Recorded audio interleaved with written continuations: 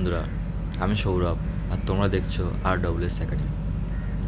তো তোমরা ভিডিওর থাম্বনেলটি দেখেই বুঝতে পেরেছো যে ভিডিওটি আমি কী নিয়ে আলোচনা করতে চলেছি, কিন্তু না, তোমার সম্পূর্ণ ভুল। আমি ভিডিওটি ঠিক তার উল্টোটা নিয়ে আলোচনা করতে চলেছি। হয়তো ভিডিওটি তোমাদের কিছু কিছু লোকের খারাপ লাগতে পারে, কিছু কিছু ক্যান্ডিডেটের খারাপ লাগতে পারে, তবে খারাপ লাগলেও আমি যেটা আমার ঠিক মনে হয় সেটা তোমাদেরকে আমি বলতে চাই।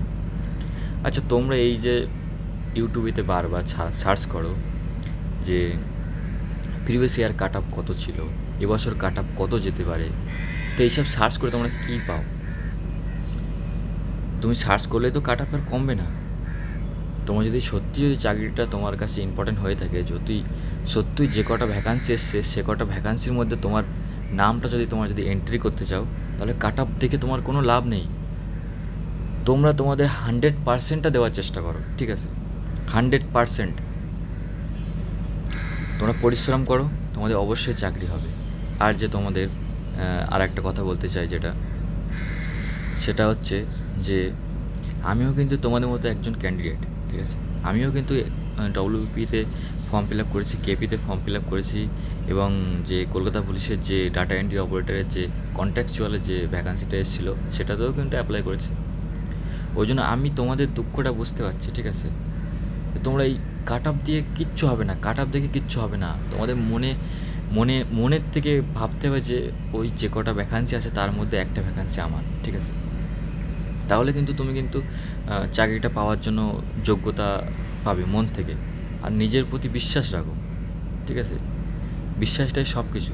তুমি একবার ফেল হলে, দুবার ফেল হলে, তিনবার ফেল হলে, তারপরে কিন্তু তোমার পাড়ার লোকজন কিংবা তোমার ফ্যামিলিও কিন্তু একদিন যে মনে মনে ভাববে, হয়তো তোমার সামনে বলবে না, কিন্তু মনে মনে ভাববে যে এর দ্বারা কিচ্ছু হবে না।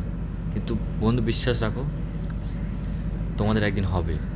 তোমরা মনে বিশ্বাস রাখো যে তোমাদের হবে। আর তোমরা সময় নষ্ট করো না, ঠিক আছে? ইউটিউবে ভিডিও দেখে সময় নষ্ট করো না, ঠিক আছে? কিছু কিছু ইউটিউবারদের দেখেছি যে স্কিপ করো না, পুরো ভিডিওটা হচ্ছে ভালোভাবে দেখতে থাকো, নাহলে কিন্তু ইম্পর্টেন্ট ইয়েটা মিস করে যাবে। ওসব কিছু না। সেই ভিডিওতে আমি দেখলাম, সেই ভিডিওতে বলতে চাচ্ছে যে 20 তারিখে যে আমাদের ওবিসির কেসটা হাইকোর্টে ওঠার কথা ছিল, মানে কেসটা ওঠার পরেই তো বলছিল যে টিআরবি বোর্ডেরা বলছিল যে হচ্ছে তারপরেই এক্সাম ডেটটা তোমাদের ঘোষণা করবে। কিন্তু 20 তারিখে সেটা উঠতে পারিনি, কারণ ওই যে আরজি কলেজ যে কেসটা হচ্ছে সেটা কিন্তু ওখানে গিয়েছিল।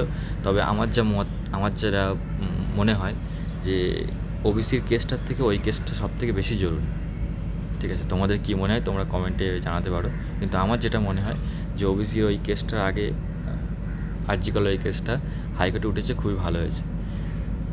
আর সেই ভিডিওতে, যে ইউটিউবারদের ভিডিওতে স্কিপ করো না 5 মিনিটের 6 মিনিটের ভিডিও, তার ভিতরে কিছুই নেই। শুধু এইটাই বলবে যে 20 তারিখে যেই কেসটা ওঠার কথা ছিল সেটা উঠলো না, সেটা 27 তারিখ উঠবে। কিন্তু এই কেসটা একদম 6 মিনিটের ভিডিও লম্বা করে তারপরে তোমাদের দেখাচ্ছে। ওই জন্য বলছি, সময় নষ্ট করো না, কাট আপের ব্যাপারে কোনো কিছু করো না, সিলেবাসের ব্যাপারে অত কিছু ইউটিউবে দেখার দরকার নেই, ঠিক আছে? সিলেবাসটা তোমরা জানো, ওই 3টে সাবজেক্টের ওপরে হবে, আর 3টে সাবজেক্টের ব্যাপারে পরীক্ষা হবে। ওই 85 নম্বরের পরীক্ষা, 1 ঘন্টার পরীক্ষা, নেগেটিভ মার্কিং আছে 1/4। তো তোমরা আর একটাই পরীক্ষা হবে এবার, কিন্তু আগেরবারের মতো কিন্তু 2টো পরীক্ষা হবে না, একটাই পরীক্ষা হবে। 85 নম্বরের লিখিত পরীক্ষা আর 15 নম্বরের ভাইভা, তার উপরে কিন্তু মেরিট লিস্টটা হবে। আর শুধু পড়াশোনাই করলে হবে না বন্ধু, হ্যাঁ, মাঠে গিয়েও কিন্তু তোমাদের কিন্তু মাঠটাও কিন্তু ঠিকঠাকভাবে প্র্যাকটিস করতে হবে।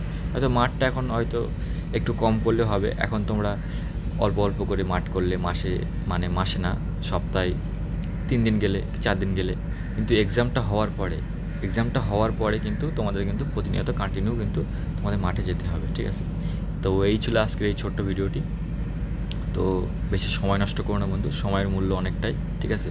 একদিন দেখবে তুমি সাকসেস হতে পারলে না শুধু সময়ের জন্য, সময়টা তুমি অন্য জায়গায় ইনভেস্টমেন্ট করেছো। ওই জন্য বলছি, পড়াশুনো করো বন্ধু, মন দিয়ে পড়াশোনা করো, তুমি তোমার 100% দিতে থাকো। 100% দিলে তোমার চাকরি হলো কি না হলো সেটা পরের কথা, কিন্তু তুমি তোমার 100%টা সবসময় দেওয়ার চেষ্টা করো, ঠিক আছে? তো এই ছিল আজকের ভিডিওটি। যদি ভালো লেগে থাকে তো লাইক, শেয়ার, কমেন্ট করতে পারো, সাবস্ক্রাইব করতে পারো। আর তোমাদের যদি কোনো খারাপ লেগে থাকে আমার কোনো কথায়, তাহলে ক্ষমা করে দিও।